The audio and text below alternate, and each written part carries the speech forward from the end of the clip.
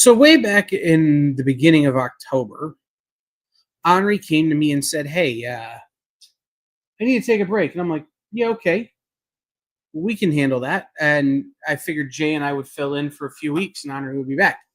And then he wasn't back, and then he still wasn't back, and then he still wasn't back.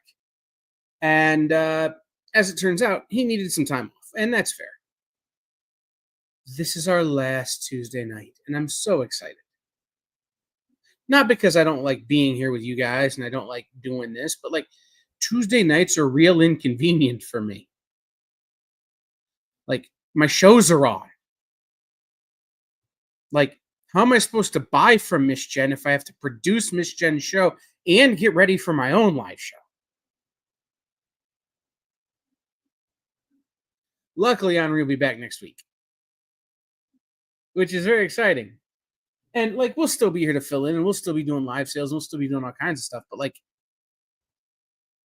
it'd be nice to have the guy who's supposed to be in this slot back in this spot.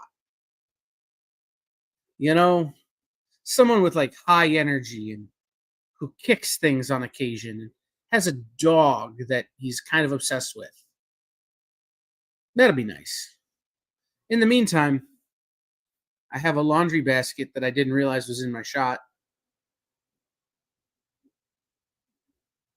And my camera's at like this angle. And everything's $1. So like, we're going to have fun with the everything being $1 thing.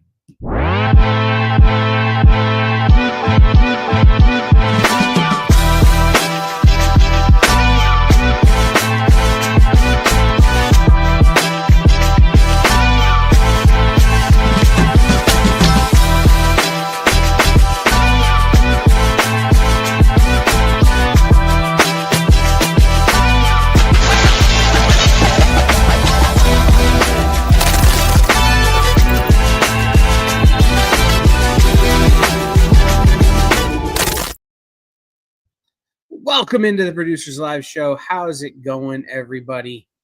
Yeah, at least the laundry basket is empty, but only because, I'll be honest, I just took the stuff and dumped it out. Unmute your microphone, Jay. That's true. Yeah. I mean, anyhow. Yeah. So, that's the thing. But, like, we're here. This is the Producers Live Show. It's the last Tuesday night Producers Live Show. And as a result, it's the last time we're going to be doing this for a while. So I'm, and there was much rejoicing. Right? Because everybody gets Henri and Bentley back and all of Henri's stupid little videos. They're way too loud and really need to have the audio fixed. But I'm not about to do that. So we're going to do Marvel and DC back issues like we have been for a really long time. But everything's going to be $1. If there's a whole run and you want to claim a whole run, just ask for it. And we will sort of work that out for you, right? We'll get you some sort of deal. We'll make some sort of thing. And we'll get you a whole run of stuff. So say hi when you get here. Let us know that you're here. I'm going to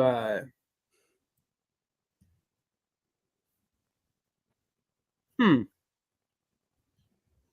going to try something here. Oh, hello. Timer is disabled when using. Got it. Okay. I was going to try a thing, but like. Oh, that's right.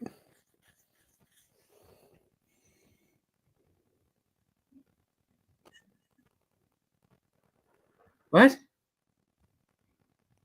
A hat with like 6 brims? Wrong word, but each time you shift shirt and the hat. What? Mike, I want to know what you mean because I do like hats. To be real honest, I left my hat out there because it smells like McDonald's. I went into a McDonald's and it was a mistake. Because I came out smelling like a McDonald's. Anyhow. It's good flavor. Let's switch cameras. Hey, kids. And boom, boom, boom, ding.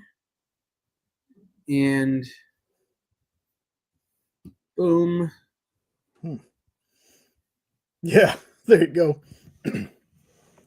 Each show he's on, just a different hat. Oh. Well, that can be arranged.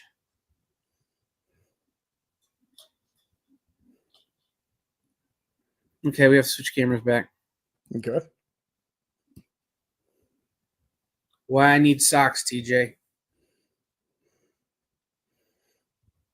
But you I gotta wear them all year round.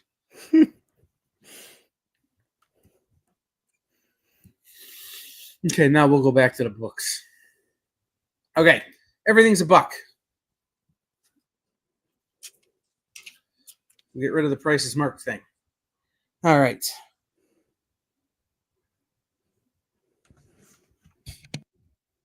All right.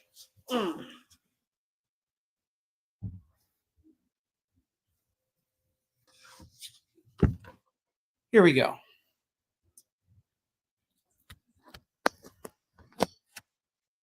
So everything's $1. We're going to start with DC.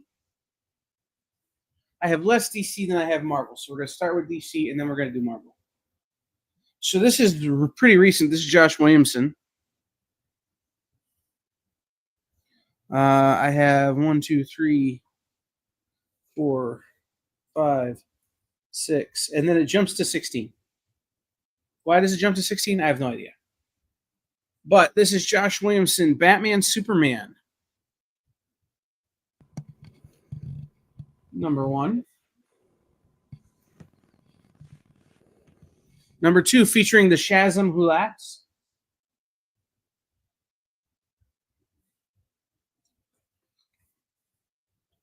Number 3, why is it? Why? I don't understand what has happened here. Oh, but here's an acetate cover. So this is super fun. This is Batman, Superman, number 4, Year of the Villain. Acetate, which is just a fun word to say. But like you can see through it there. And then again, you have the Batman Who Laughs. And then you close it and boom, Batman Who Laughs, all framed up differently. And then you've got like the back cover acetate promoting Frank Miller, John Romita, Superman Year One. That cover is super creepy. Yeah. Wow. I prefer this. But anyhow, this is the Year of the Villain, Batman, Superman number 4. Year of the Villain, The Infected. What are they infected with? And would doxycycline fix it? I don't know. But together for the first time, the Secret Six Strike. Oh, that's the Shazam Who Laughs. There's him. Anyhow, number 5 on the Batman Superman. As you can tell, I haven't read Batman Superman. Not generally my jam. I tend to leave underwear on the outside, superheroes for Jay. That's right. And I have all most of this run actually. Aftermath of the Infected in number 6. And then we jump 10 issues. New creative team is what started here. And like, let's be honest, this cover is, well, I mean, I would look at whoever that is a lot. Batman Superman number 16, 2 worlds, 2 heroes, double the danger. She walked into my office. See? She was the dame this city needed, not the one it deserved. And then Superman showed up.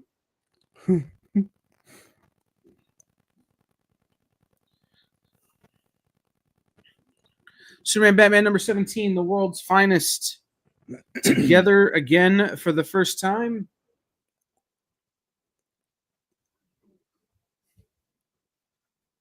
Still separate after all these years. Lights, camera, action. Batman, Superman 18. And of course, Yeah. Superman just pun in Game of Life. Superman Batman number 19. Saddle up, and away.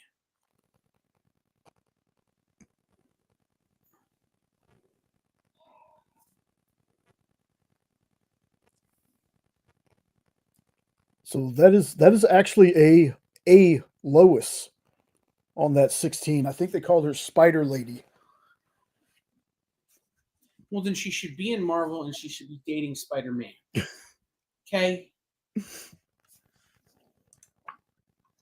All right. This is a full run miniseries from Al Ewing and Leonard Kirk.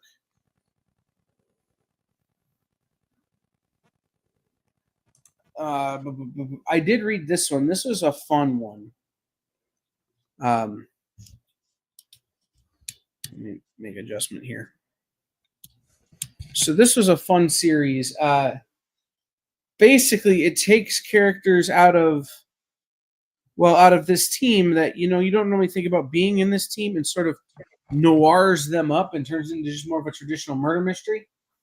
This is Avengers Inc. number 1.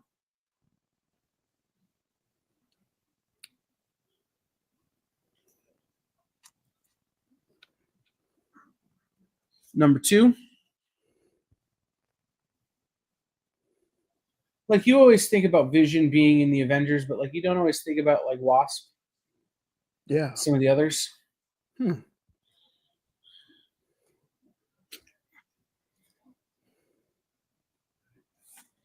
Number 3.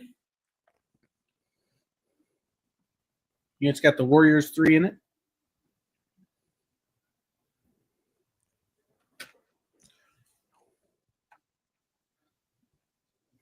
You got your Nightwing in number 4. Not Nightwing. That guy. Moon Knight. That guy. You said it with such confidence. I thought it really was Nightwing. No. Listen, by the time Nightwing shows up in this series, the plot is so far lost that you have to read number 5 to actually figure out what the hell is happening. Like, number 1, it makes sense. Number 2, it gets crazy. Number 3, okay, why are we on Asgard? Number 4, Moon Knight shows up. And finally you get to number 5 and you're like, oh, really? That was that. And it actually all comes together rather nicely. But it's like, you didn't have to do that to me. I did not ask for this treatment. Like, what did I do to deserve this kind of thing? All right. So this, I only have the first 6 issues of, plus a promo book. But it's one of the early Marvel teams up with Dynamite books. So you had Nikki's influence on all of this, along with your Marvel. Alex Ross. This is Avengers Invaders. This is the sketchbook. Then you have number 1. And again, like, this is all Alex Ross, guys. Like, plot by Alex Ross and Jim Kruger. Pencils by Steve Sadowski. Right? Like, Alex Ross, big involved in all of this.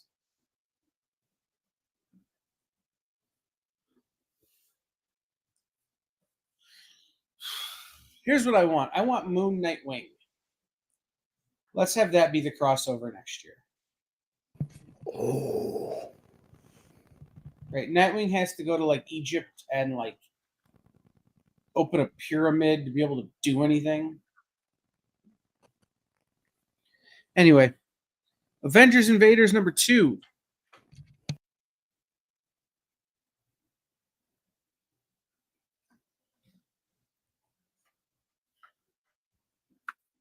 Number 3.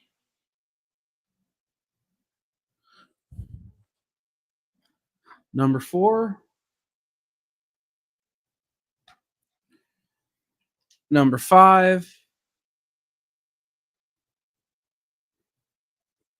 And number 6. Remember, guys, everything's $1. I'm not going to tell you everything's $1 all the time. Everything's $1. If you want it, just claim it. It's $1.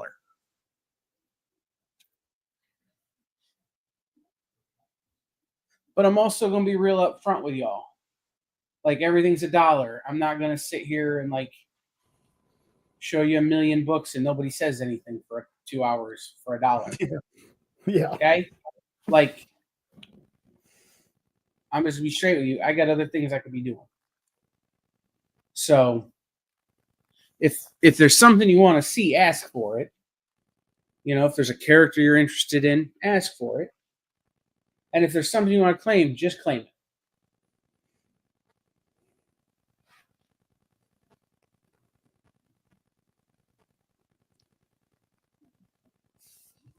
All right. So Dawn of DC was a thing, is a thing. And Josh Williamson was a big part of that. And he took on what I think is probably a story arc that not a lot of people were begging for and turned it into something decent.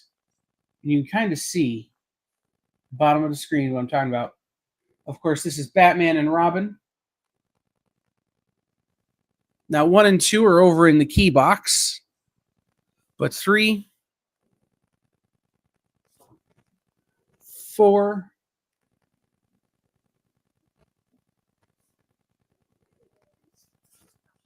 5,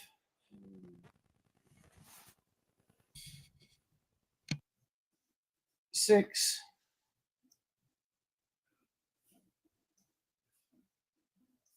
7,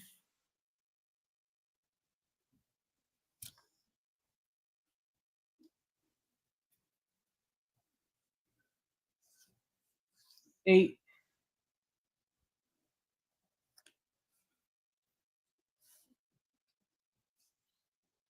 9. What up, Ed?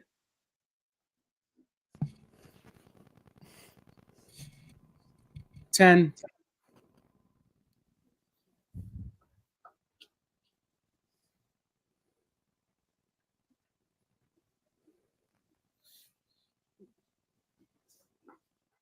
11.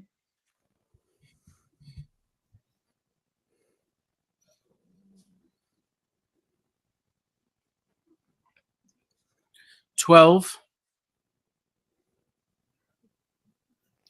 And here's where this starts to get into a thing. Like the first 12 issues were just kind of traditional Batman and Robin, right? Yeah. Like it was fine. And then we get this. Batman and Robin, Dino soaring into the sunset. Oh, Yup. Those are pterodactyls. just add dinos. Yes. And this is when this book starts to get a little off the rails. Because then we get 14, which, like, again, you've got a pretty traditional cover, but the story is a little bit bat crap. And again, this is a variant like of 15. Or sorry, of 16. 15's a key. But like here's your regular cover. Oh, wow. Right.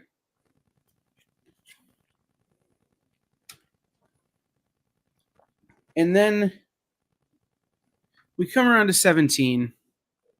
And from the shadows, a monstrous memento. Clayface? Who that is? Kind of looks like Clayface. Kind of, but also kind of looks like Bane. Yeah. Kind of looks like a lot of people. And it doesn't really explain it to you. Until the end of that book.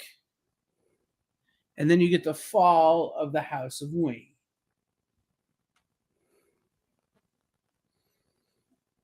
That's what I'm saying. Like, why did no one think of that sooner? And again, the book is kind of back crap, but it's super fun because it's like Batman and Robin versus pterodactyls. And like if you think about pterodactyls as Terry from Pee Wee's Playhouse, Yeah. it's even funnier in your head.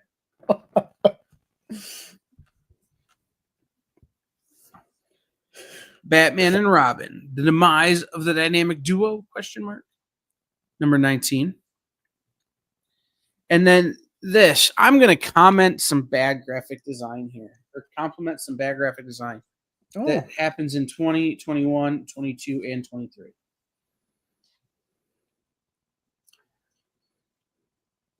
Oh my You see that goodness. tear? Yes. Looks too real. Yeah. Wow. It's not real. Like, it looks too real, and it's a problem because if you're just going through these books in a hurry, you're kind of flipping, you're like, oh God, what did I do? Wow. That's nuts. Yeah, it's too good.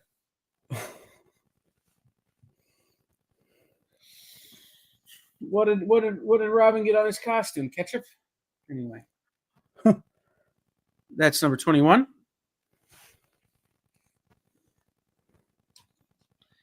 And then in this book, finally, a character I really love shows up. Number 22. When seeking the demonic, trust not the word of man. Place your faith in the demon Etrigan. Oh. That's right. Etrigan shows up. One of my favorite characters in DC ever. It's like Etrigan, Swamp Thing, and Solomon Grundy. And everybody's like, I don't get it. I'm like, well, because you're wrong. Love him in the cartoons. I need to read more comics about him. And then we wrap up number 23, Sins of the Past.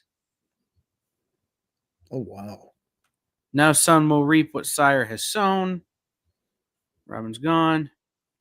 The boy is there too, Batman. Follow him before the Gotham cycle is complete. Is Gotham this way because of us? The devil stole his face. If you go in, part of you will never come out again. Yeah, that's kind of the deal with Etrigan, man. What you think it was going to be like? Sunshines, rainbows, and lollipops. Yeah.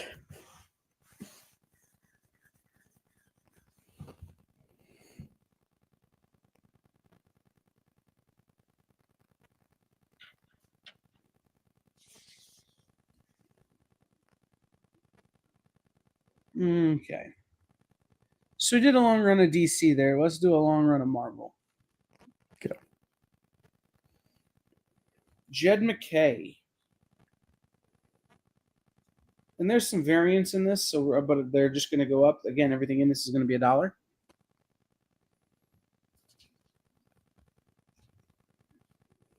This is newer. The Avengers, number 1.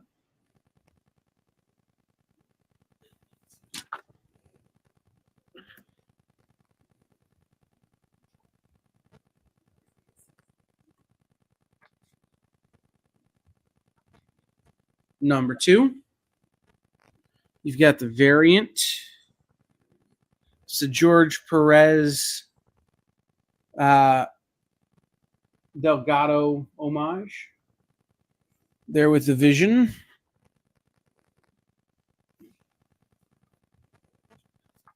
Number 3, featuring the City Slayers. Number 4, this is just a cool cover. Like, what the hell is happening? I don't know. But, like, I don't think you're supposed to.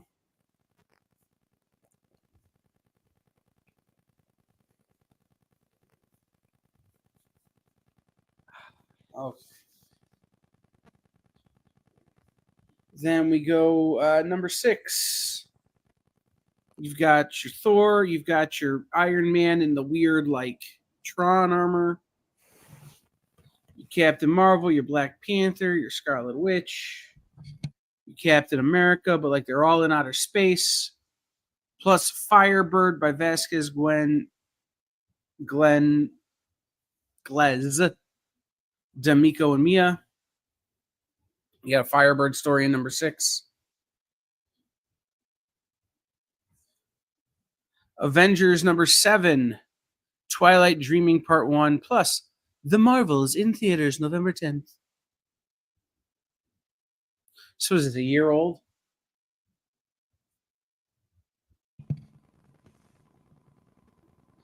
That is a good question. Mike, I don't know 100% when the first variant cover was, but I know when the first variants were. And it's like a different thing, right? So the first variants weren't cover variants, they were price variants. You had 25-cent variants when Marvel was testing that price point, going from 20 to 25 cents. You had 35-cent variants when they were trying to test the price point, went from 30 to 35 cents. I don't know when they started doing like alternate covers.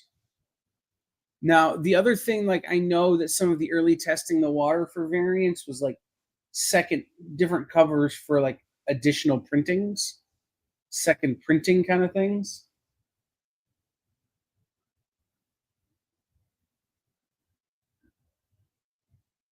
Yeah, I just looked that up too. And Yeah, I don't know that that's actually right. Hold on. Let me put some more Avengers up. Yeah. So here's Avengers number 8, Twilight Dreaming Part 2.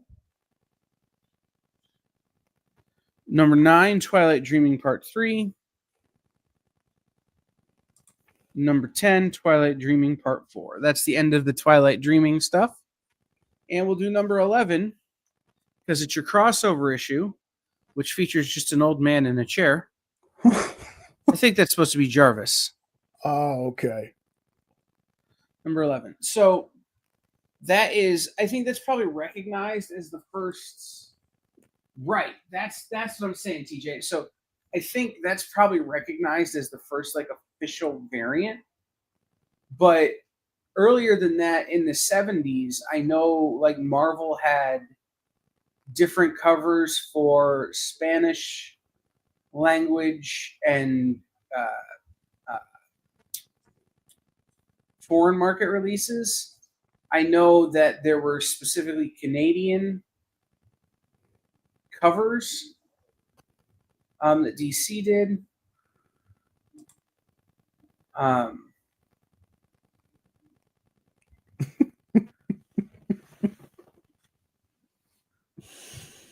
So like, and then again, there have been for a long time, there have been like, store print runs where it's,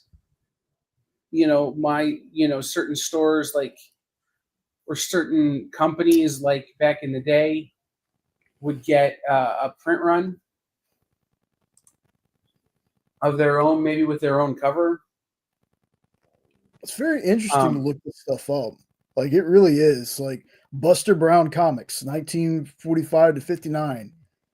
They featured the same cover art, but included different shoe stores' names for local marketing purposes. Right. That's what I'm saying. That's really cool. Because like, well, there was an era where IDW did a ton of like store exclusive variants where it was all the same cover, but like it was like Bob's Burgers, right? Where the store name next to Bob's always changes.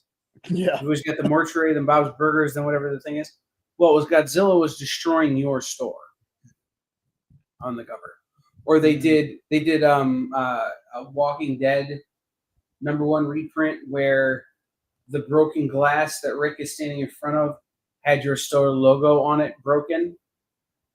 Now again, those are not old, they're recent, but they're variants. So to go to what was the first one, I honestly, it depends on what we're defining as a variant at that point. I think, Mike, are we talking just any sort of variance? Because I suppose it's probably a price variant. It may even just be like a, well, hell, when Marvel did the Star Wars books, they would have different variances depending on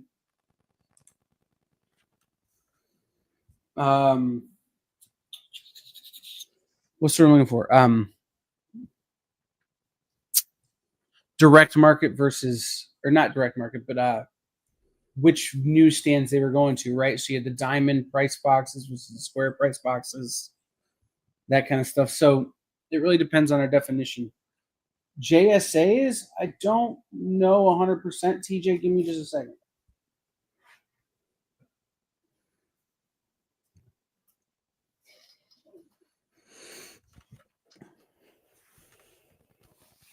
Negative, Ghost Rider. A lot of Batman stuff in the box tonight.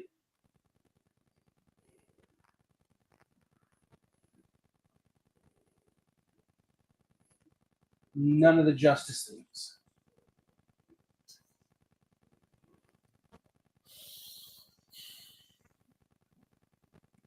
Yeah, so after price variance, it probably was the late 80s, mid to late 80s. But then is it, again, are we talking about Euro releases versus American releases? Are we talking about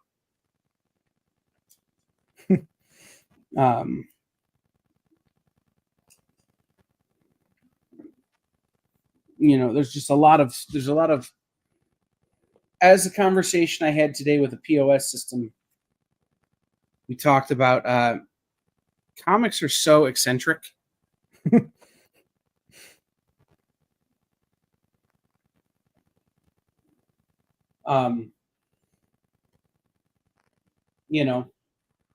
That to define things, you gotta get real specific. The pattern is full. You're good, Mike. Ghost Rider, the pattern is full. Yeah, that's an awesome question, Mike. I've always wondered that myself. All right. These are just some randoms. Avengers World number 15 by Nick Spencer. This is the Days of Future Past homage. Avengers World number 16.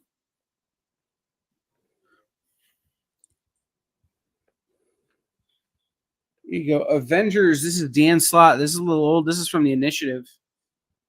Number 2.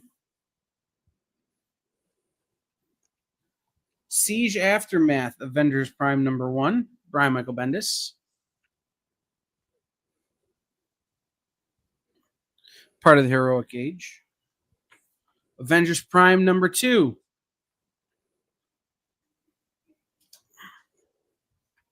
Avengers Prime number 3.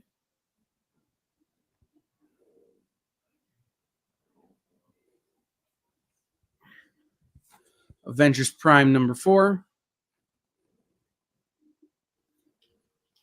And Avengers Prime number 5.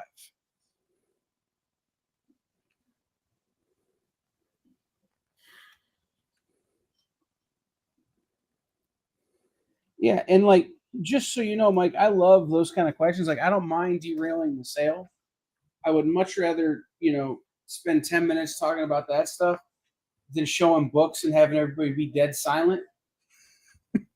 Because, like, I don't know if you all recognize this after the last couple of days, but that just ticks me off. Because, like, ADHD brain. Whereas if you give the ADHD brain a thing to do, he stays happier longer. Yeah.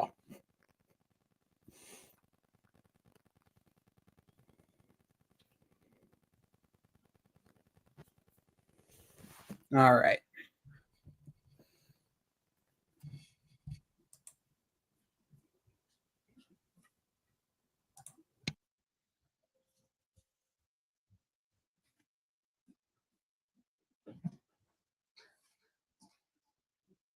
All right, let's do this. This is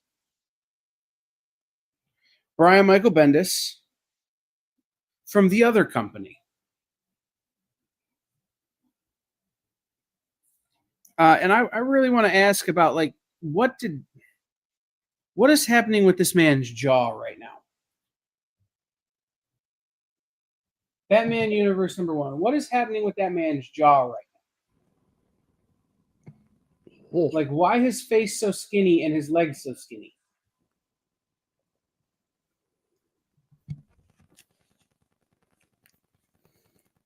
Batman Universe #2.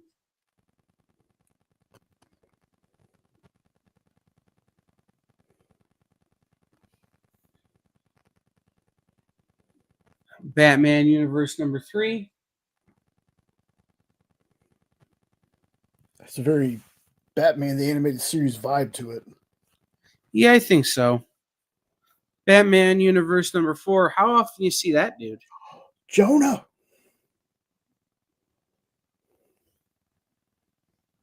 Batman Universe #5.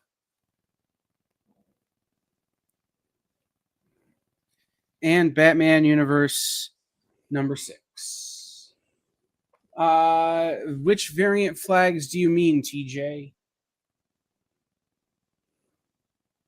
Because, like, Marvel did some variant flags with US Avengers.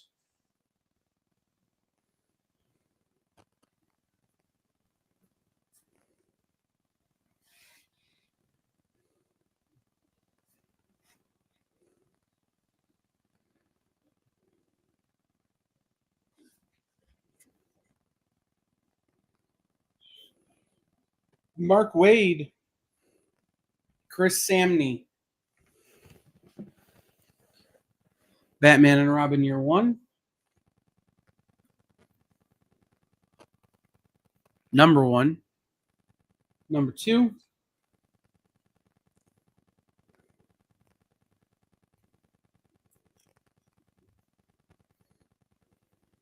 #3.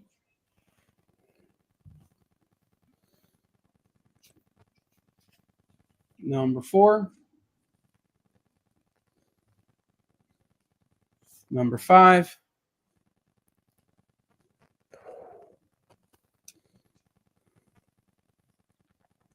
#6.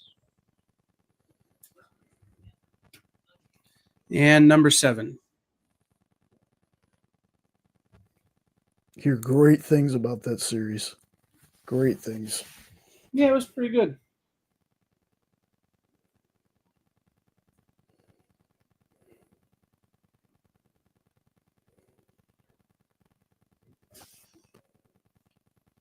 All right. How about we do the only Avengers I recognize? Batman 66 meets Steve and Mrs. Peel. The original Avengers. Oh yeah, that was good. #1.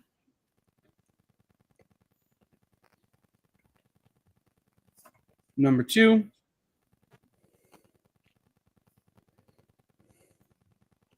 #3.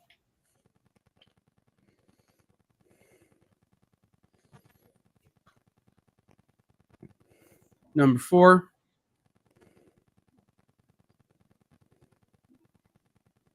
#5. And #6.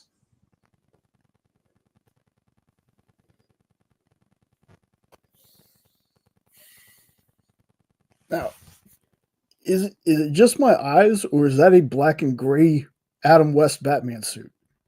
That is. It's Batman 66. Right, but it's not the but blue it's and just gray. a shadow. It's just the shading. Oh, okay, okay. Ed, if it bothers you so much, then I would encourage you to tell stores not to buy them.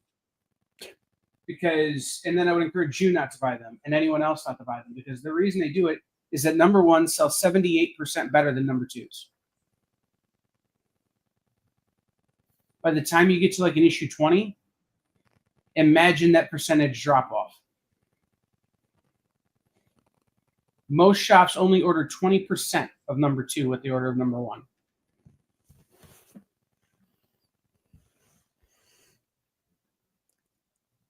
I'd be very interested to know about Absolute Batman at this point. Right. But think about Absolute Batman number 2 is one of the most underordered books ever. Yeah. Because the other thing they had to do was order before Absolute Batman number 1 had sales data. So nobody knew what it was going to do. Everybody had just seen the wacky logo. Right? And they were like, I don't know if people are going to like this or not.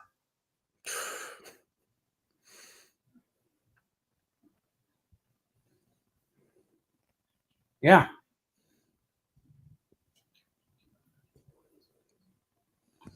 It's a huge drop-off. It's why everything's a mini-series, because by the time you get to number 6, you're not printing enough copies or you're not selling enough copies to justify keeping going. So you do 6 issues, then you start over at new number 1. New people jump on. Continuing readers just keep reading. And then it sloughs off again. And the people who are still reading are still reading. When you restart it again in 6 issues.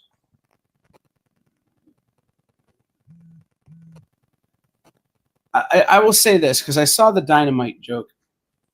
You know what? Screw this. Hold on. That's not even true either, Ed. That's not true at all.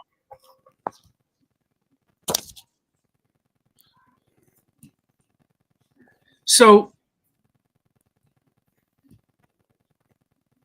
I'm done. I'm not selling books. We're done. People don't buy comic books as investment.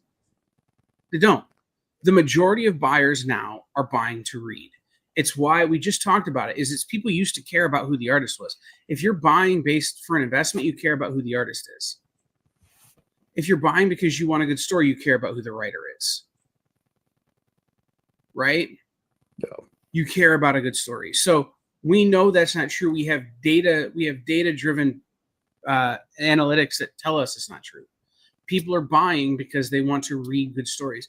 Young people are coming into comics, and they're not buying new comics that they don't deem as great. They're buying old comics that they deem as great. It's why sales are so far up on things like Arkham Asylum, on V for Vendetta, on The Watchmen, on the original Civil War, on this kind of storytelling, right? People are not buying as investments. They're buying because they want the stories to be good. And if they read number 1 and it doesn't grab them, they don't read number 2. Right?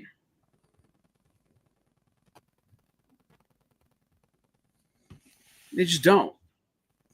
So there's a fundamental misunderstanding between the old heads and actual comic buying, right? I saw the Dynamite joke earlier, or the Dynamic Forces Dynamite joke earlier about 7 million covers, right? Guess what? If they didn't sell, they wouldn't make them.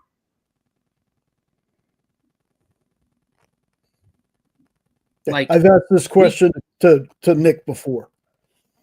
Yeah, we can make all the jokes we want, but people are buying them. Shops are buying them.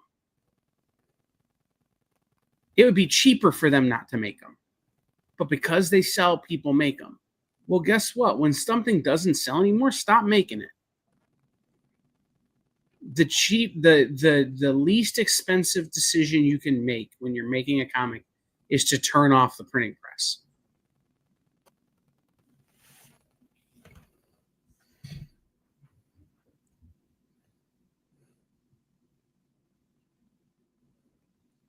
So what's happening is they print a number 1.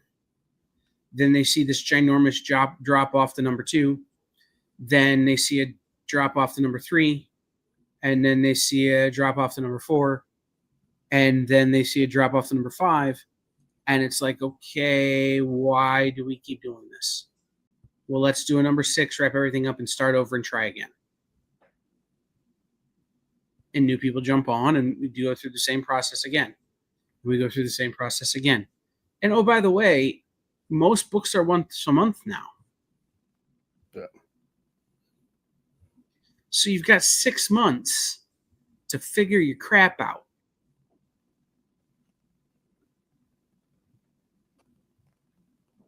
If you can't get people reading your book in 6 months, maybe the problem's not the reader. And I will say this, I've been very critical of Marvel editorial. I think Marvel editorial is scared to try new things. I think Marvel editorial is very stuck in their ways. I think DC editorial has done a lot to kind of show the way of how things should be these days with the Absolute series. But look at the DC books that aren't Absolute.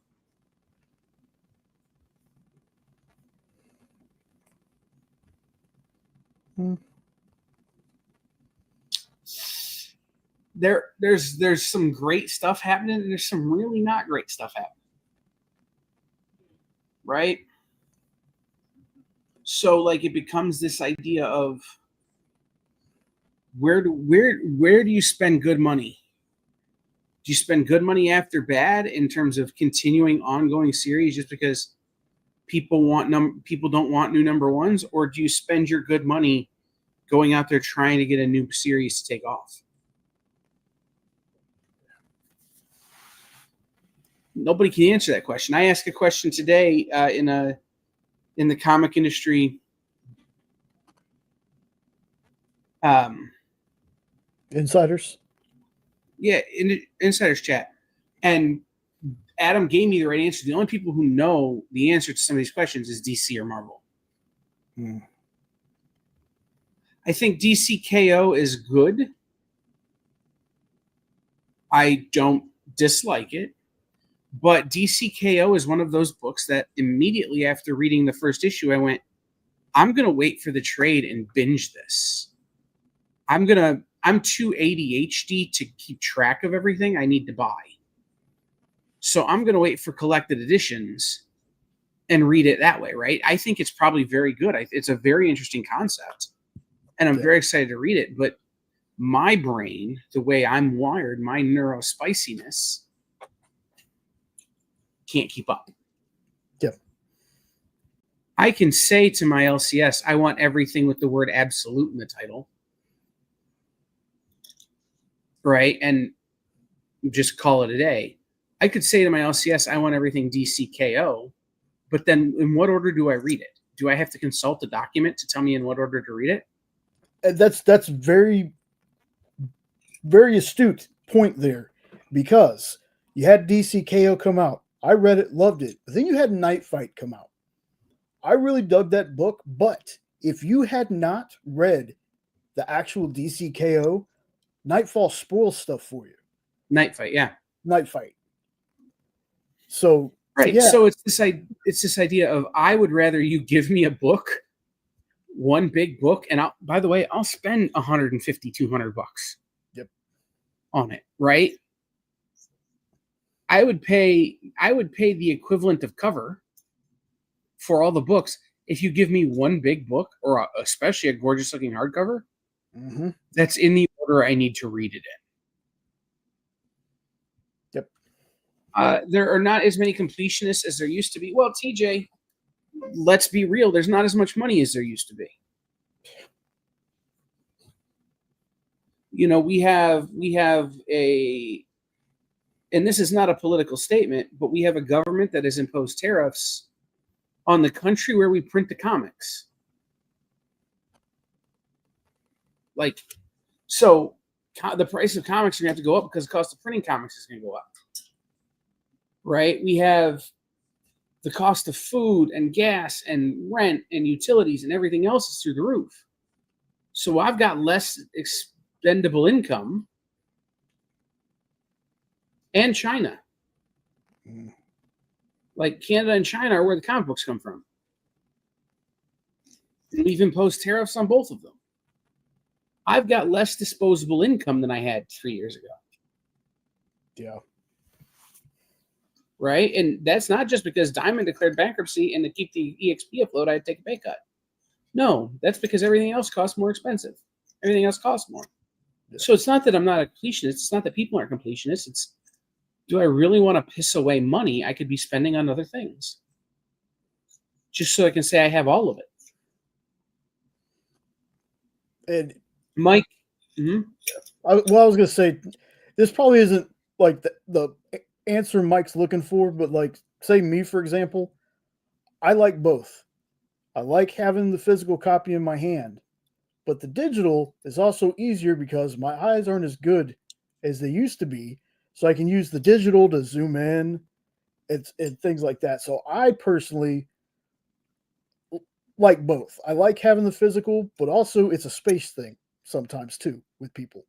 You know, you can only have so many books in a small space. So my answer to Mike's question is way more complicated and nuanced than that. I think that modern consumers, especially young consumers, are trending towards physical media.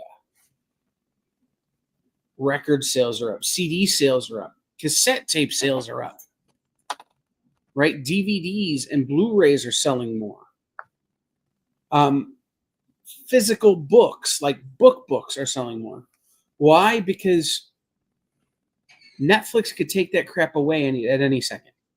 Yeah. Amazon could take that crap away at any second, right? You don't actually own it when you buy it digitally. Or if you subscribe to a service like a comics, like a Marvel Unlimited, or what's the DC one? Infinite Infinite, Universe or something like that. yeah, or whatever it was. Yeah, you don't actually own those books; you're renting them. They can go away. So people want, and no, I think it's a much more nuanced question than do they prefer one or the other. People want to be able to go back and read the stuff they want to read. They don't want to. They don't want to have it taken away from them, right? They want to be able to go back and watch their. Well, I'll just cop to it. Scrubs. I went and found used copies of the Scrubs DVDs because I wanted to watch Scrubs before the new season started with the original music. Yeah. And it's not all the original music, but it's most of the original music. But I can't watch it like that on streaming, even though it exists on streaming, right? So there's a tendency towards physical media. But what a lot of, especially the younger readers, and like it's trickling up to people my age. And Jay, is what we're doing is, I've got Webtoon on here. Mm-hmm. I've got Neon Ichiban. I've got Marvel Unlimited. I don't have the DC one, but I also have Hoopla and Libby and over. It used to be Overdrive, but I have several ways to read digital comics on my phone. I have them all on my iPad. I will read something that I've never read digitally, and then if I like it, I will walk into a local comic shop and buy it.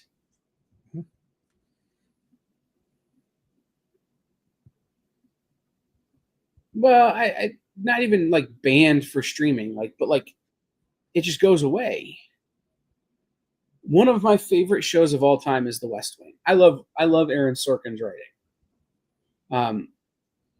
It's been on HBO Max for a long time. It's going to Netflix. I don't have Netflix. So I either lose the show or now I got to sign up for Netflix. Yeah. Right? That's why physical media, right? But I'm going to read, like currently I'm reading. Sure. What was it? What did I start reading?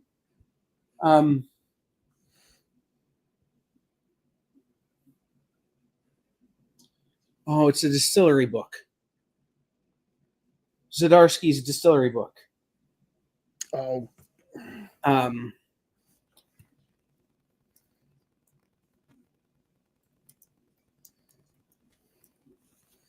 Yeah.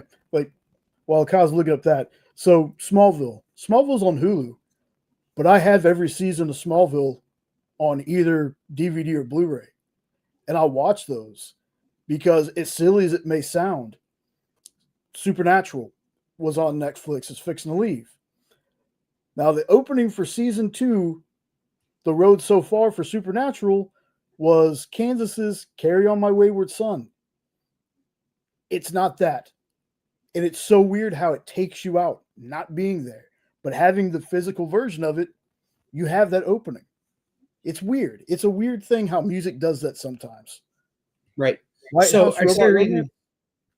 No, Joel, time waits. But that's next in queue is White House Robot Romance. Through Neon Ichiban. Well, guess what? I'm buying the physical copies of now that I wasn't before.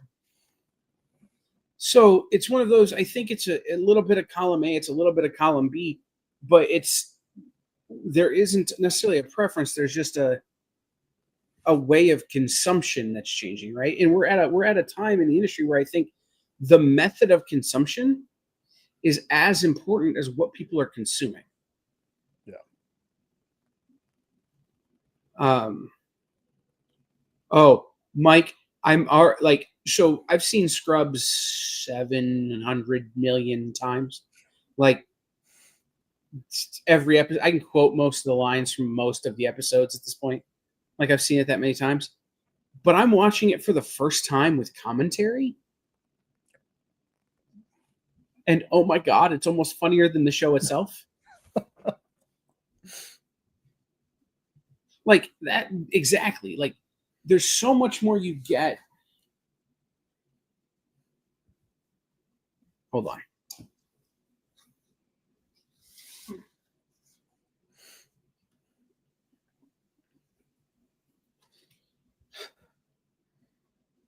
There's so much more you get when you have a book like this.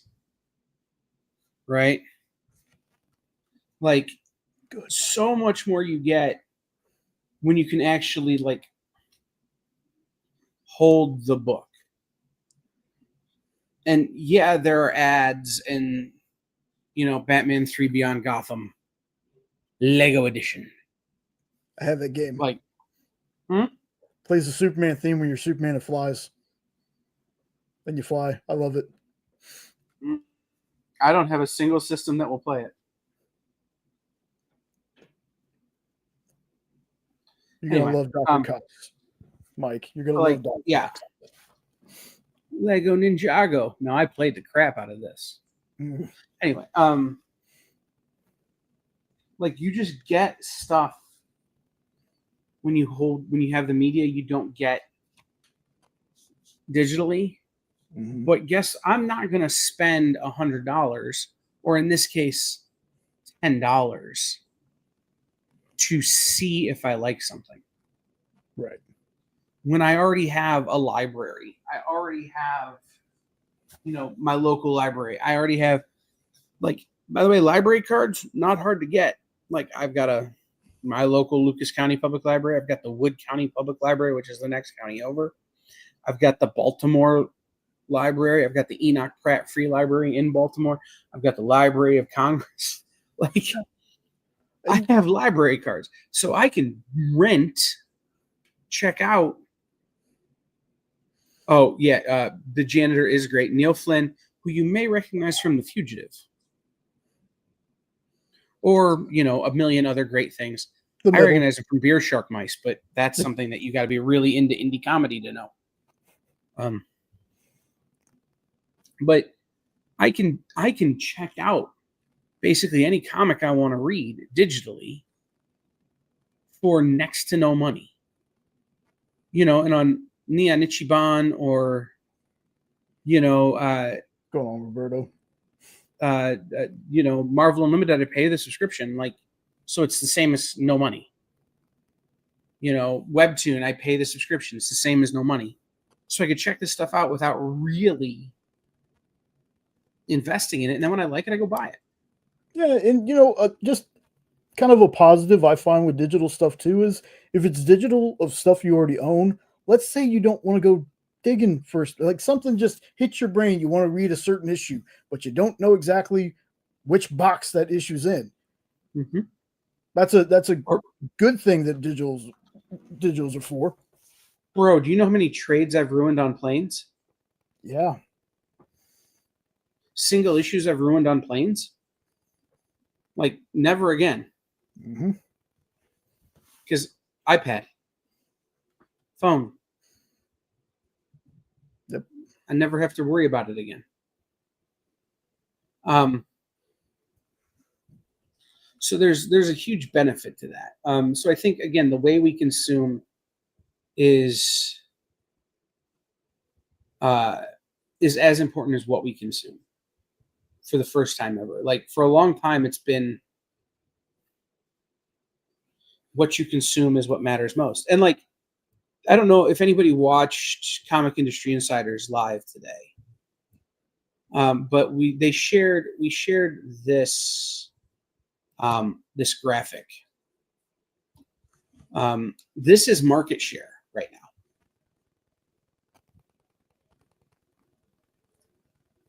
Like, DC Comics and Marvel are tied for the first time in a long time. Wow.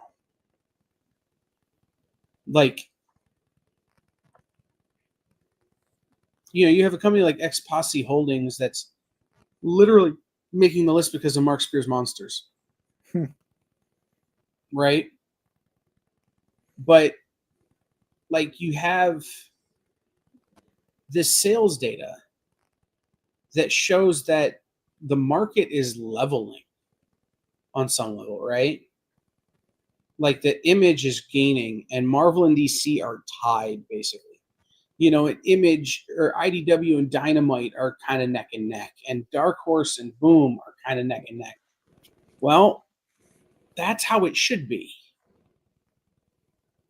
right? Like, everybody should be pushing everybody, and the leaders should not be so far out in front. Like, it used to be Marvel was so far out in front, there was no hope of DC catching them. Yeah. Well, now it's so. I'm very excited to see how that breaks down into how people read. So that's how I answer that question, which was a much longer answer than I think Mike was probably looking for. But as it turns out, I'm long-winded like that.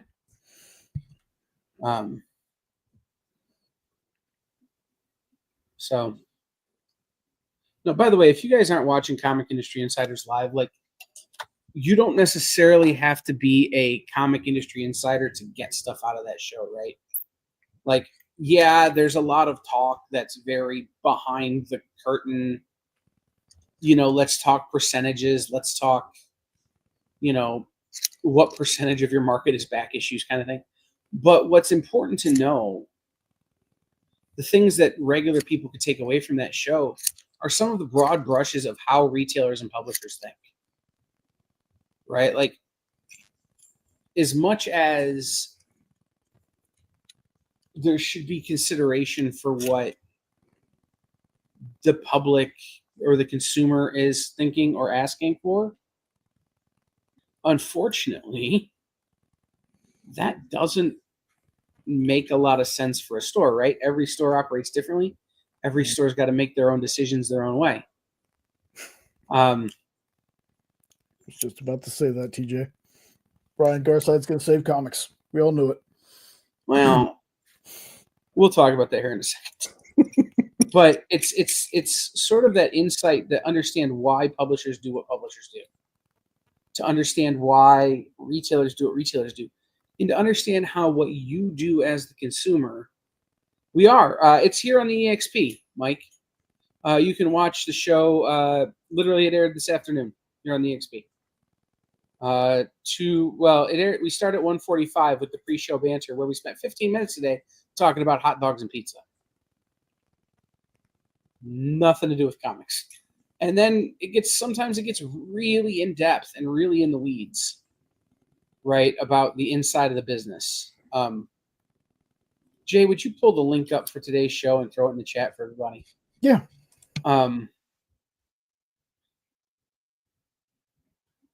I have a real good time working on that show with Blake from Blake's Buzz. By the way, that dude, like, if you go subscribe to Blake's Buzz, Comic Industry Insiders live. Anyway, go subscribe to Blake's Buzz. That dude's a rock star. I'm hoping that he will come and do more stuff with us here on the EXP very soon.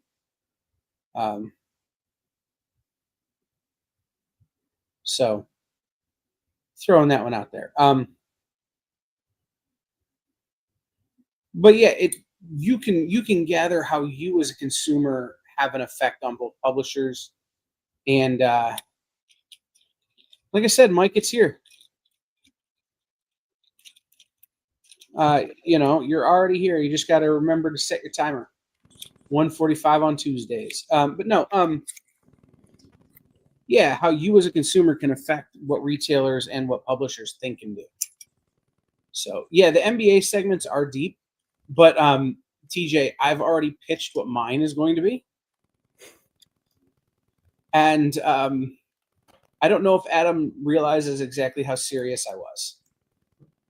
But the one I pitched is what The Little Mermaid can teach us about comics retail. I want to be where the people are. I want to see them buying comics. Anyway, I think the broader topic will be what Disney can teach us about comics retail. But really, it's about The Little Mermaid. Anyway, what was the question I said we were going to talk about later? Oh, how Brian's going to save comics. Yeah. That has become such a running joke on that show, and it's become a running joke in our circle, and I love it. But the truth of the matter is, Brian is out here every day, and so is Django, and so is Stu Colson, and so is Adam, and so am I, and so are a lot of people, actively thinking about ways we can take the challenge of comics retail down. There is so much going into being a comics retailer now that didn't exist 20 years ago, didn't exist 15 years ago, didn't exist 6 years ago. That anything you can do to make that easier is going to save comics. And I always think that there should be a ellipses at the end of so-and-so is going to save comics, ... Because it's like, what part of comics are you going to save? Right? Brian is going to save comics metadata. Django is going to save comics POS. Stu Colson is going to save comics something. I'm going to save comics something. Adam is going to save comics marketing. But the reality is it's save comics time. Right? Save comics stress. Save comics heartache. Right? And that's what Brian does so well. Like what Brian has done so well with Managed Comics is he's created a platform that allows a shop like Nancy's, who's never really had a web presence. And don't get me wrong, Nancy's struggling with it. I know she is. And she, it's just old dogs, new tricks. And I'm not calling Nancy an old dog, but like Nancy's been doing this for a long time. It's every Tuesday at 2, Mike. Nancy's been doing this a long time. Mm-hmm. And as such, she has ways that she likes to do things. The LCS I'm working with here in town, Ed, the owner of the LCS, like every time I go in there, he just tells me how grateful he is he didn't jump on 2 Eastern. That he didn't jump on Diamond's POS system. Because he'd be screwed now. But he took the time and built his own systems. Well, for Ed to jump on to Managed Comics would be kind of a nightmare. But doing the work now gives you opportunities that you didn't previously have. be it a web store, be it, inventory management, be it RMS, be it so many of these other things that are, again, behind the curtain to make life easier. I had a meeting today with Django about Comic Shop Assistant. And I think I'm going to start working with Comic Shop Assistant because the way the inventory I have, Brian's system doesn't manage it. Turns out it doesn't manage all comics. Because I'm not getting monthly imports of sales data. Monthly imports of order data because I'm not ordering new comics. I don't have stuff. Not everything I have has a barcode on it. Now, Brian's system can maintain that. Django's maintains a different way, and it seems to make more sense to me. Right? So it's whatever you can do to save comics time, to save comics energy, to save comics heartache, to save comics stress, to save retailers from having patches in their beard that go gray at 25. All of that is good. So yes, Brian is going to save comics, but so are a lot of people, man. I really am starting to think of us like we're the comics, Legion of Doom. Everybody's coming together and bringing their skill sets to the table and kicking in the best ideas on how to beat Batman. And at this point, Batman is time waste and stress and struggle. So I'm really loving it. I'm so amped for Comics Pro in February. I'm so amped to be in a room with a group of retailers. And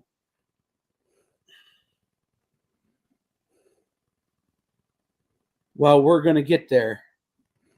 We're going to get there, TJ. A group of retailers that actually give a damn.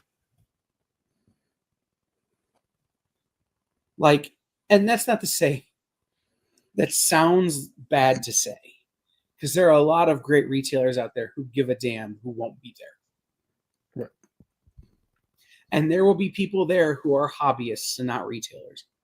But the people who show up to Comics Pro are the people who are excited to get in the room and have the conversations that might not result in anything, but will spark ideas. Every year I come back from Comics Pro with new ideas for the experience. I come back from Comics Pro with new ideas of how to help Henri and Nancy and Jen and Nick and Rex and, this show and whatever other sales shows we do, right? I come back with new ideas on how to freshen that up, how to think about it differently, how consumers think about it differently.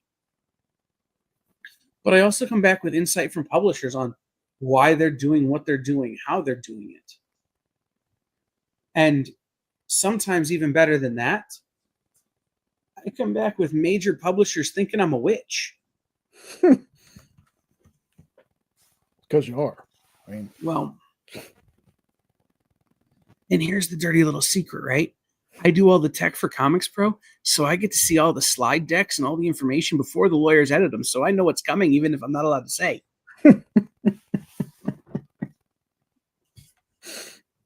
So, it's this thing, right?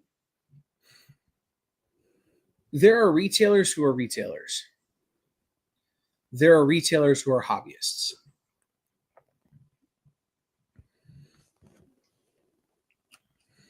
There are retailers who are local comic shops, and there are retailers who are working out of a warehouse.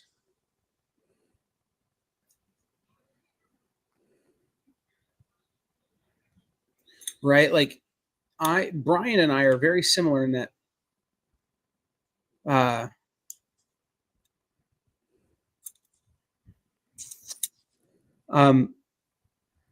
Roberto, I will tell you right now, I want nothing to do with anything that has anything to do with AI.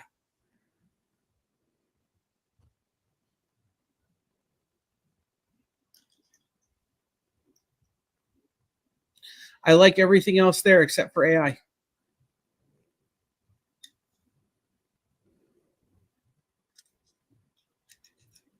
But anyway, there are retailers who aren't LCS. There are retailers who work out of warehouses. There are retailers who work out of the trunk of their car. And I don't want anything to do with AI, man. And we can get into that in a minute, but I want to finish this statement. The definition of what a retailer is in 2025 is different than what the definition of a retailer was in 2000. It's different than the definition of what a retailer was in 2015. When I went to my first retailer summit in 2013, like the definition of what a retailer was is so vastly different than what it was 3 years later, 5 years later. Right? And then COVID happened and the definition changed even more. And I think it's time we start talking about what a retailer is as opposed to what we expect a retailer to be.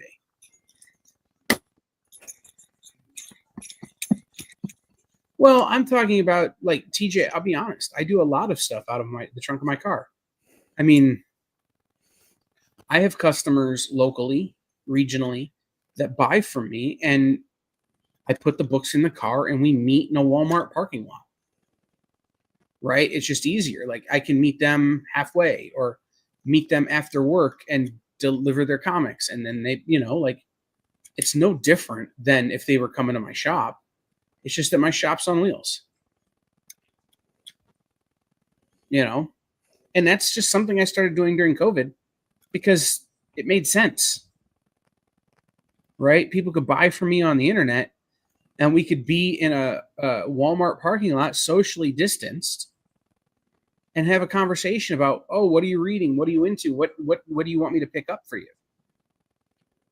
What are you looking to buy when I pick up collections? What do you? It's just instead of doing that now in a brick and mortar location, I have to pay rent. I have to pay for fuel, which is almost as expensive as rent.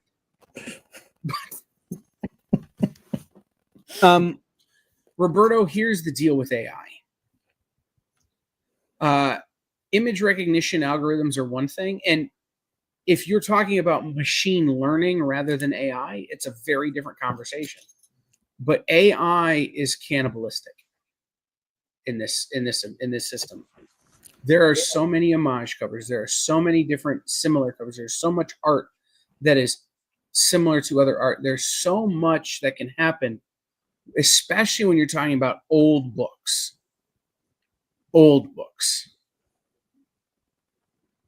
which is primarily what I deal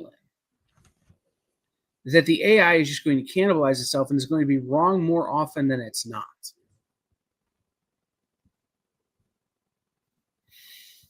And so until we get a system in place that maybe involves AI in a way, but only in terms of data output as opposed to input, I want it to stay as far away from my business as possible.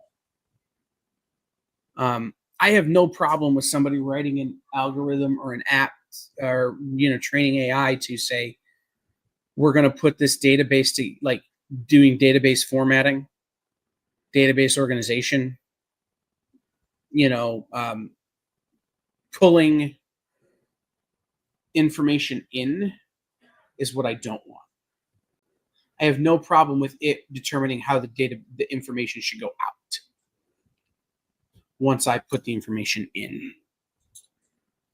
Because the thing AI can't know, I'll give you an example.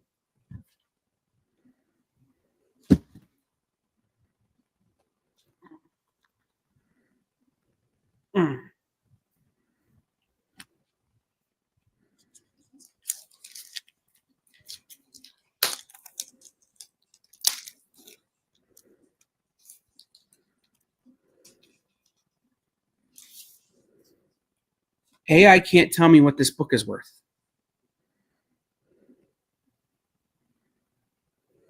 Can't do it.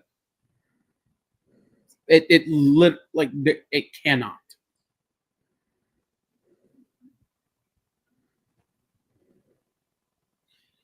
And so to have it try to input data, you want to know why it can't?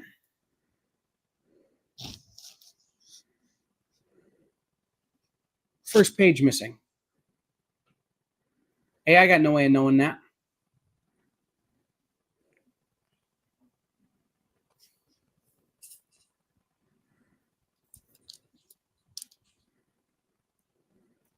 So again, once I put that in, right, and I put it in and say, okay, first page is missing, so it's approximately this grade, I have no problem with the AI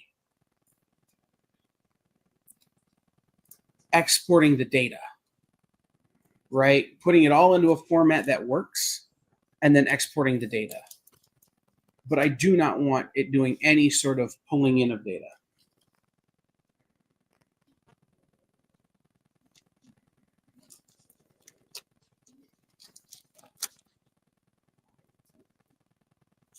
But when this kind of stuff, this age, with that kind of necessity, is 90% of your business, then I don't think we're talking about apples and oranges at all. I think we're talking about a real, legitimate part of the comic business that can't be helped by an algorithm. That can't be helped by AI. Again, like, I have no problem going into ChatGPT and typing in all of the information and going, format this into a press release for me. It's fine. I've given it all the information. All I needed to do is type it in the right way. I have no problem with that. But I can't tell it, go look at this event I made on Facebook and write me a press release. Can't do it.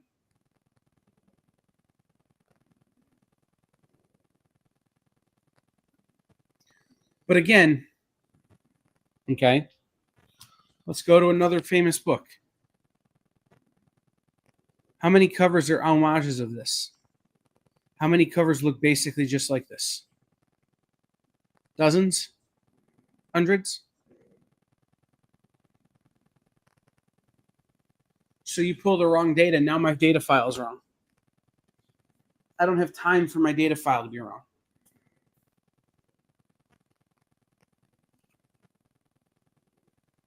That's what I'm saying, is that because AI cannibalizes itself,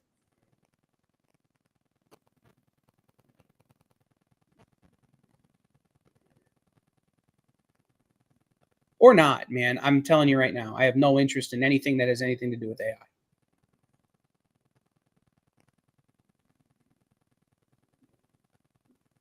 Like, pretty firm line in the sand there.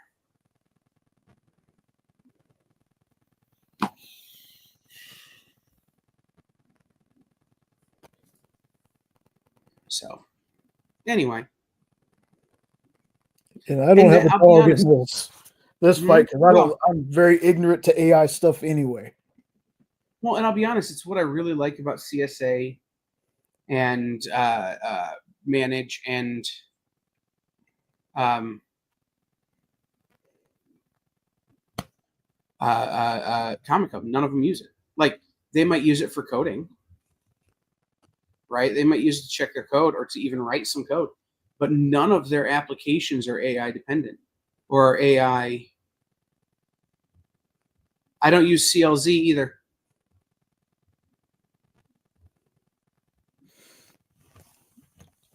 I use the scanner on League. Yeah, I will tell you this. There is no app that has any of my information in it, any of my inventory information in it.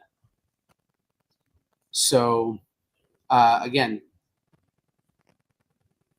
I don't use eBay image lookup. Like, I've been doing this long enough that I don't need that stuff. I'm faster without it. And again, because it's so often wrong,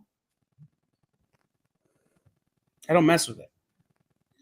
I will use Overstreet's image lookup, which again is similar. For my business, it is, yes, Roberto.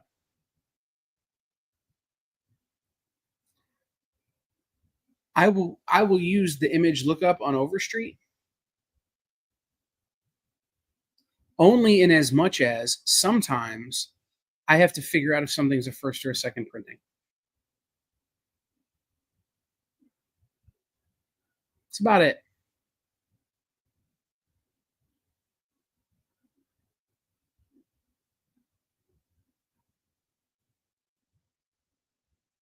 I'll look it up if I don't know if it's a first or a second printing.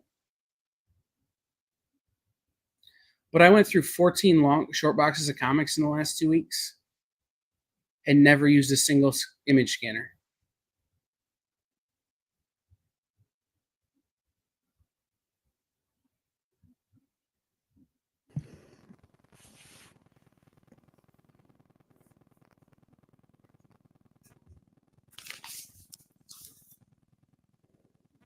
Like, it's just not something I do. It's not something that I have use for. And it's not something that makes my life any easier. I get for a lot of people, right? And that's what I'm saying. I get for a lot of people it would, right? I don't think it's a bad thing. I want nothing to do with it.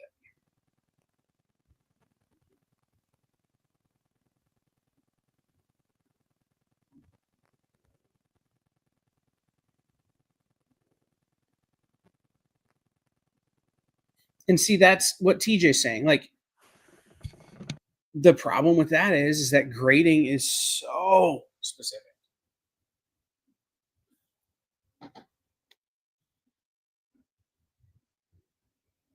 Grading is so specific. I have books in my collection that look mint, and they're missing 3 pages.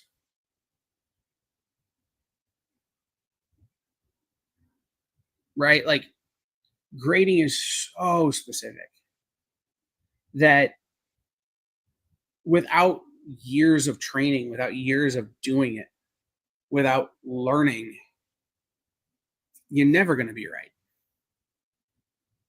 You know, ladies and gentlemen, America's imaginary friend is here. You're never going to be right. And again, if you need an image recognition app, I think what Roberto's talking about makes a lot of sense for people. Doesn't make any sense for me. Like, and that's the difference, right? Like, in a world where I see the industry changing so fast, I don't see a way to not include that stuff in the future. But it's such a huge problem right now that I don't think many people with a lot of time trust it.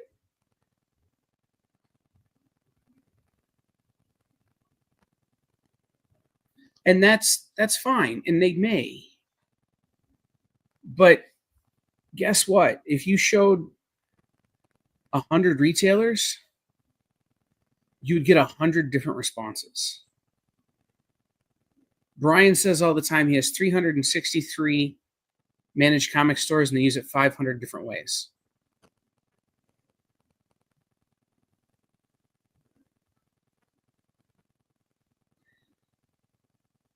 This industry is so specific that anything that takes that specificity away is just an invitation for problems right now.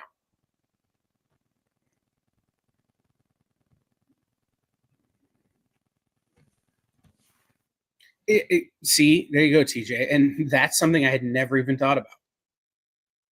Right? Like, it has no way of looking at depth. It's a 2D scan. Right? So damage is depth. It's not necessarily flat. Or it's not flat. So when you have a distressed cover designed to look distressed, it's going to have no way of knowing. It's a really good point. And that's something right there, Roberto. If you can break that, if you could figure that out, publish your thing and sit back and let the money come in, man.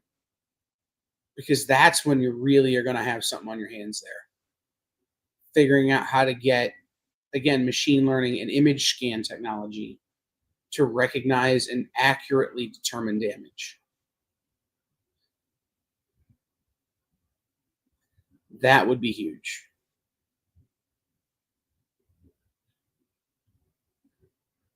It would. That's what I'm saying. Is like the person who breaks that is going to make a mountain of money. Like, and again, there's a POS system out there that is not comic specific, but I hear about it all the time. That it works really great for comics if you treat your comics the same way the guy who wrote it treats their comics.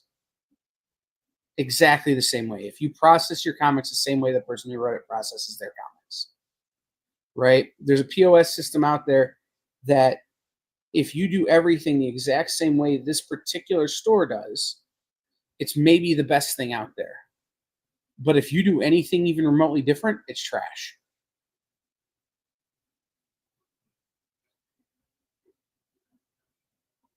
The thing AI can't do, even if it is just an image scan algorithm, is replicate the human capability. Right? And again, the person who breaks that, especially in collectibles, that dude's got a rocket ship. Because everybody will sign up, myself included.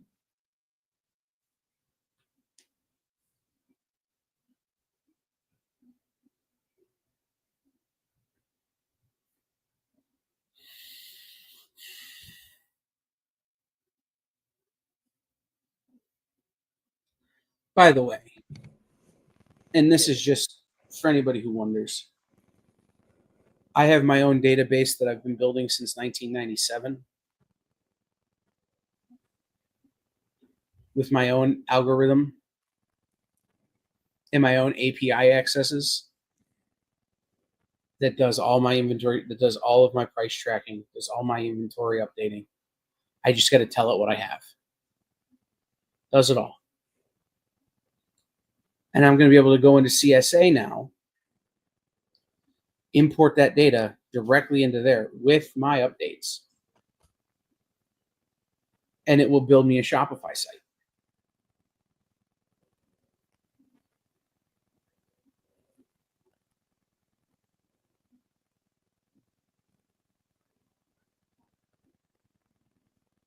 Right. And Roberto, I believe it's doable, and I believe it's doable soon.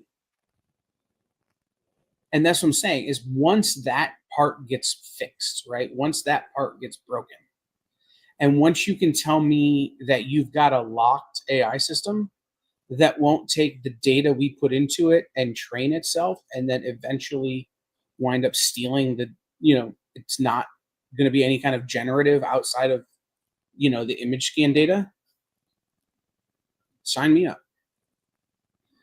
But with the exception of stuff I've been showing on the recent shows, that's all brand new from this collection. Of my 80,000 book inventory, 65,000 of it doesn't have barcodes and is old, and condition is so relevant that if you can't get the condition, you're wasting my time.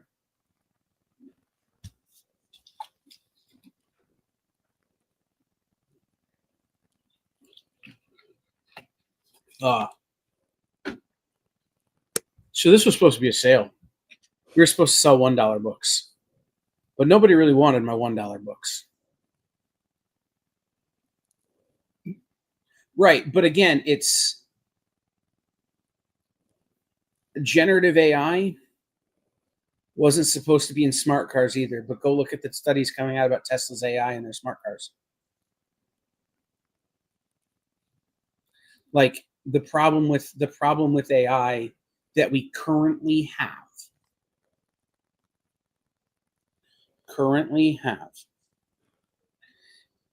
is that without very specific guardrails put on it, it becomes generative. Even Brian Haberlin, who was one of the first people I ever heard make sense on AI, built a system that was trained specifically on his own art. Right? The only things he fed it, the only things he trained it on was his own art. Eventually, his system began creating generative art based on other people's work, because he couldn't put enough guardrails on it to keep it from doing that. Now, that I think is even closer to being able to be done than grading. And I think both of them are probably like, what, less than a year, maybe 18 months from being possible.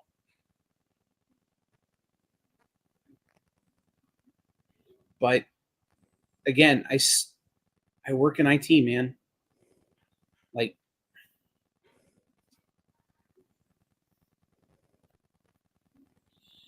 I see this stuff every day too. TJ, I'll be honest, the best database I've found in terms of if you want a publicly accessible database is Comics Price Guide's key, not key database. And then you have to go elsewhere to figure out pricing because it's terrible. And Roberto, that's the details I have. Is basically Brian was creating a generative AI system trained only on his own art. And eventually it began to, because again, his own art is not strictly his own art, right? He works with colors and inkers and that kind of stuff. It began to mimic the styles of other people and do generative art in other people's styles, because he couldn't put enough guardrails on it to say only look at X, Y, and Z. Right? It had to take in the whole piece rather than just look at the pencil lines or whatever. Right. And again, I think it's totally possible soon. Like, don't get me wrong. You talking about this reminds me, we had Brian on Talking Shop years ago because I remember him talking about this. Okay. All right. I remember him talking about that. Mm-hmm. Well, and you got to know, like Brian Haberlin was a forefather in 3D modeling.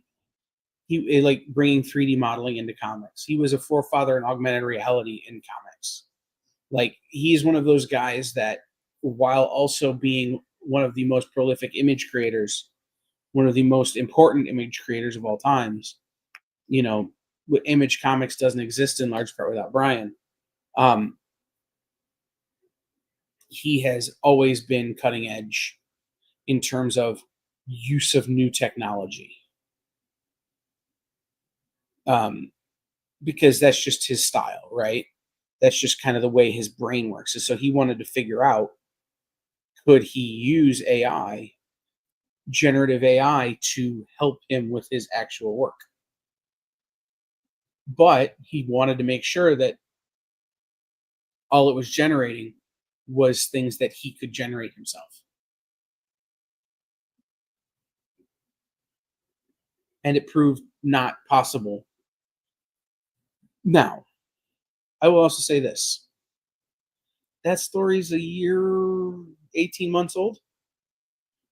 Is that still the case? I don't know. Haven't talked to Brian since February. So it's one of those, might he have worked out the bug? I don't know. Oh.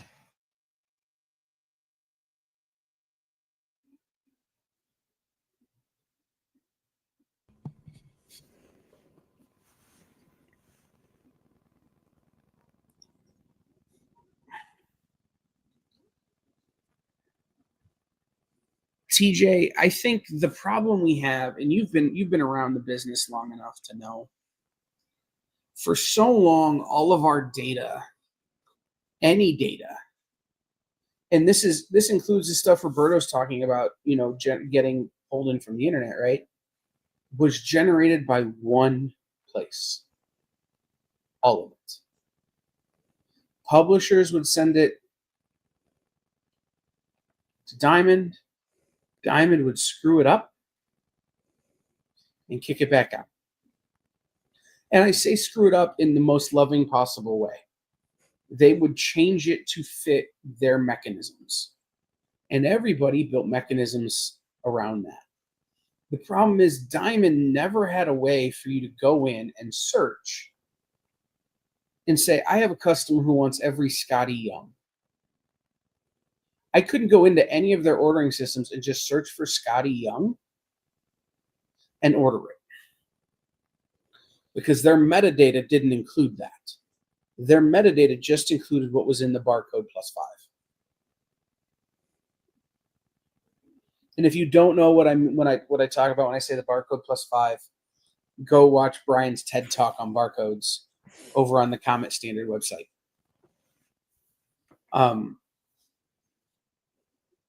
But it was all about that was all it had. It didn't have any more. When I started working in the music business in the early 2000s,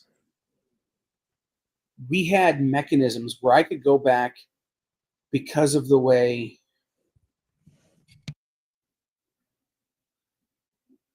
Roberto, I will come back to that in just a second. Because of the way it was set up, I have an eyelash or something in my eye.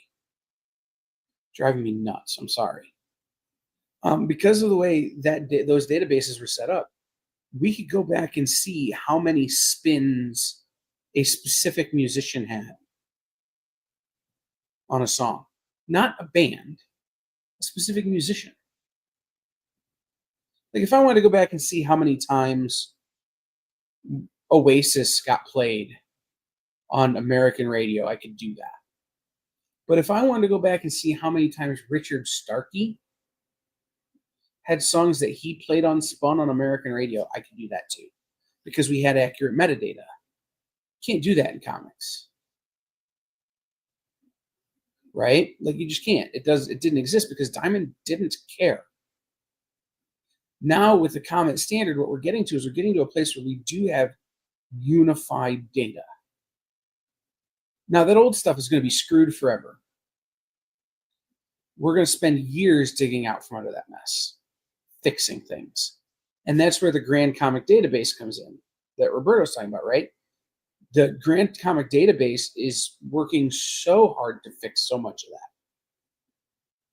And in fact, Grand Comic Database is a big reason why I'm going with CSA for the future of so much of my stuff is because of its connection to Grand Comic Database.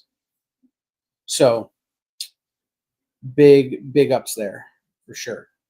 But right, it's the thing that Comet does is it unmucks the mud. It's still going to be muddy, but it's going to be like that clean mud, like when you fall in a mud puddle during a rainstorm, as opposed to when you fall in a mud puddle just after a rainstorm.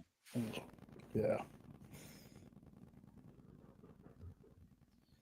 Which, like, the fact that we have to do it this way anyway is dumb, but I get it. And like, I was talking to Ed. I mean, when he started selling comics, it was still paper order forms. Right? You still had to fill out a paper order form and send it in. And then they still had to drive to Detroit once a week to pick up the books and compare it to their mimeograph of their paper order form. There was no FOC. There was no computer. There was no metadata. There was, if you were lucky and you had a really nerdy shop owner, somebody wrote some stuff down on some notebook paper.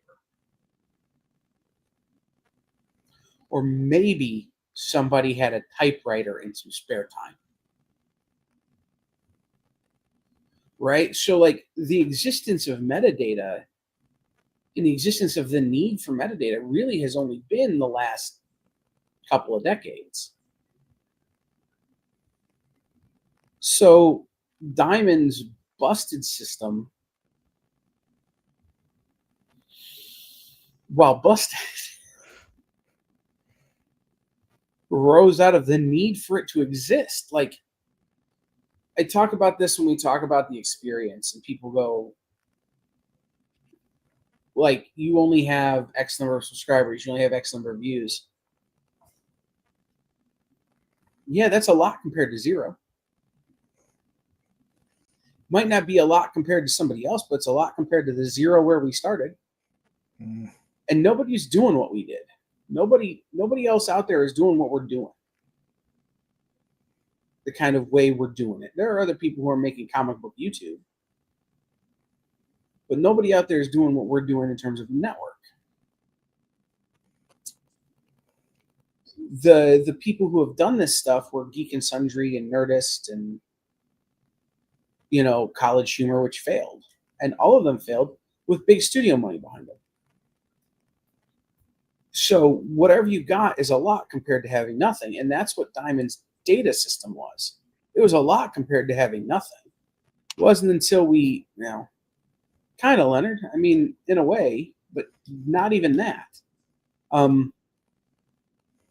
Because we have QVC. But Diamond's broken system was better compared to nothing. It wasn't until we realized we could have better that we wanted better.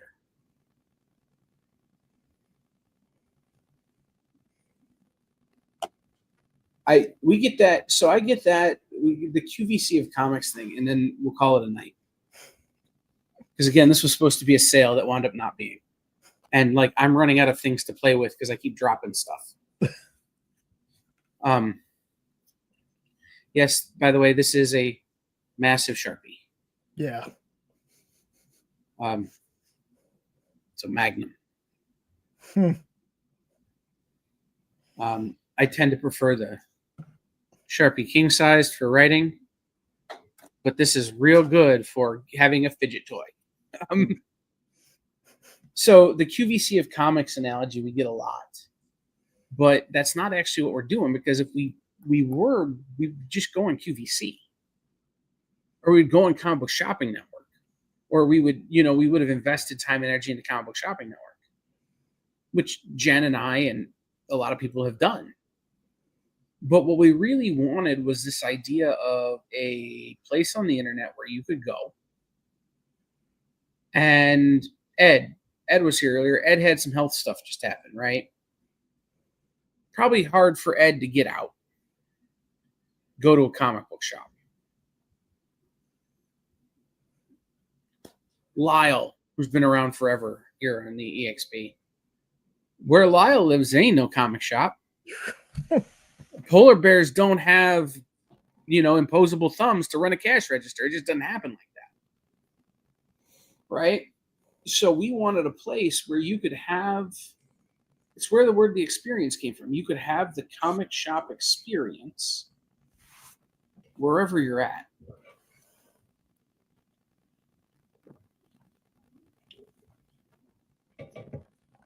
And that's what we're trying to do. It's not necessarily the QVC of comics. It's the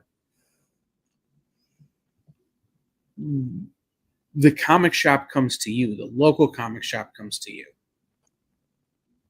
And like, okay, a little bit of inside baseball, because we've had a lot of inside baseball tonight. Martin Luther King Day weekend next year, here coming up in January, is our 5th anniversary. We launched Martin Luther King Day weekend 2021. We're not going to do it Martin Luther King Day weekend because timing, but sometime in January, we're going to have the EXP Expo, our 5th anniversary party.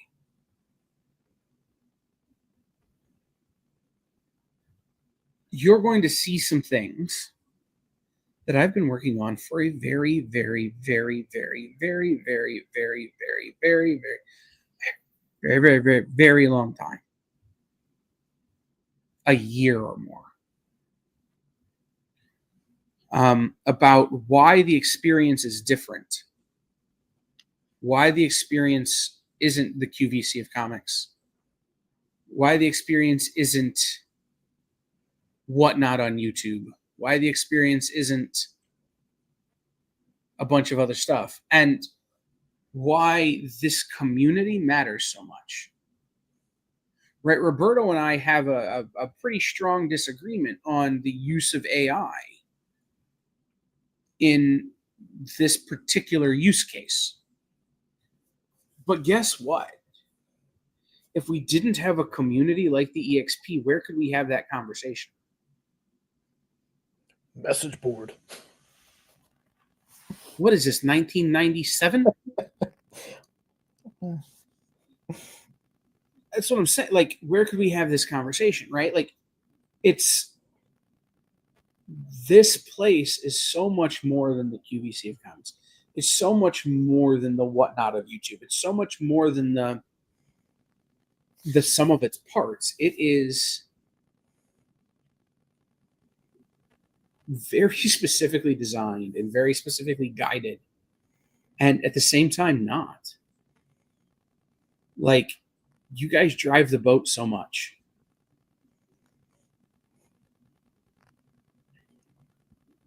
And I think that's the interesting thing, right? Like, the beauty of this place is that it isn't just one thing. It can be a little bit of everything to everybody. So, I'm going to take a second and proselytize for dropout.tv. And the reason I'm going to do that, go listen to podcasts with Sam Reich. Go watch YouTube videos with Sam where he talks about the business of Dropout TV. Or dropout.tv. When you think about the EXP, that's the goal. Okay. So tomorrow, here on the EXP, Rex will be back with Comic Collectibles. It'll be Amy. Ooh, it'll be Amy? It'll be Amy. Okay, so definitely a show to watch because Rex won't be there. It'll be great. It'll be way better because Amy's there. What is Rex going on vacation? Is Rex saving another squirrel? Well, I mean, he did say family things, so yeah, that sounds about right. Yeah. Yeah, no, it's true. So Amy is doing the show tomorrow, which is fantastic. I'm excited for that. And maybe that's why the stuff is like in already. Like,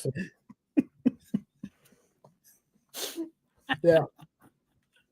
Yeah. Amy really is the best. Anyway, but then after that, Castle will be back with Hump Day Heroes. They sent me 3 images, all of which included a Krampus. So I do believe Castle is the Krampus. That's why I made that the title. So good. Then Thursday, Miss Jen will be back with What's in the Box. The Geek Chat will be back after having Thanksgiving off to do the Geeky Chattery. And then Mel and Maud will be back, and I think they're starting their holiday season art jams this week, which will be fun. Then Friday on the FOC show, man, we are this close to having Dirk on the FOC show, and that didn't happen. And then we were this close to having Brian Hitch on the FOC show, and that didn't happen. So I don't know who we're going to have, but Matthias and I are going to figure that one out. On the FOC show Friday at 1 here on the EXP, where we go through all of the things that are on FOC this week. Then Nick is continuing his Black Friday bonanza. Black Friday continues on Friday with Santa Nick. Then Nancy will be back Friday evening with the Friday Night Live from Comics Unlimited. Then I'll let you know about Sunday. Jay and I may take a week off on Sunday and just kind of let everything settle down. We'll see. We'll let you know. I may have an idea for a Sunday show that won't be a sale that I think might be fun. But we'll see. Okay. So, in the meantime, guys, hit like, hit subscribe, click the bell. Yeah, all that stuff matters. Share the channel with your friends, please. Let people know about this place. Way back early on in the experience, I edited a clip from the IT crowd. The great thing about the experience is that you really must tell more people. But the problem is that it starred the guy who is now Benedict Wong from Marvel. And boy, oh boy, did we get copyright claims. So we had to take that thing down. But really, tell your friends. Like, tell them about this place. Tell them to come hang out. If they're into it, we've got something for them. And man, I've got... I just gave myself a headache thinking about the meetings I have tomorrow and how unprepared I am. I've got 2 meetings about 2 new shows tomorrow. One of which will be very fun if you're into, how do I put this? The NCIS type shows, the Criminal Minds type shows, if you like, if you read Look What Eddie Gein Done,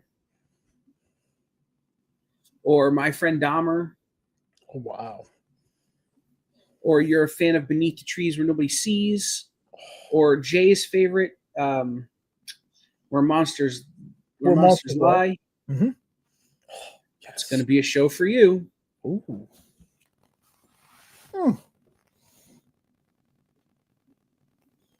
And then working on a couple of other shows, including a great one with one of the largest retailers in the country.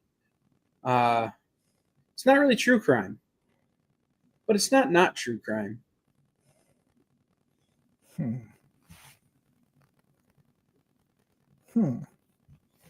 It's going to be fun times.